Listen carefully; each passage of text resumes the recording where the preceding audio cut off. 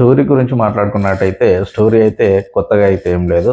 పాత స్టోరీ అయినప్పటికీ దాన్ని ఎలా తీసామనే దాన్ని బట్టి, దాన్ని స్క్రీన్ ప్లే ఎలా నడిపించామనే దాన్ని బట్టి సినిమా రిజల్ట్ అనేది డిపెండ్ అయి ఉంటుంది. ఫస్ట్ హాఫ్ సంగతికొస్తే యాజ్ యూజువల్‌గా బాలకృష్ణ ఎంట్రీస్ ఎలాగైతే ఉంటాయో ఒక మాస్ ఎంట్రీ ఎలివేషన్స్ తోటి అలాగే ఎంట్రీ అయితే ఇచ్చాడు.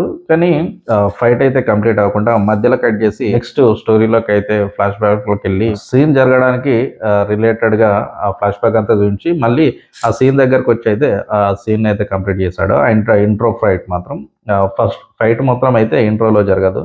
ఇది మాత్రం కొంచెం డిఫరెంట్ అనుకోవచ్చు. కాకపోతే బాలకృష్ణ ఫ్యాన్స్ ఏమైతే ఎక్స్‌పెక్ట్ చేస్తారో అక్కడ బ్రేక్ అయితే పడుతుంది. కానీ ఆ ఇంట్రడక్షన్ సీన్ మాత్రం తమనిచ్చిన బీజీఎంతో నెక్స్ట్ లెవెల్‌కైతే ఎళ్ళిపోయింది. మనం ఆల్రెడీ గ్లింప్స్‌లో చూసుకుందాం.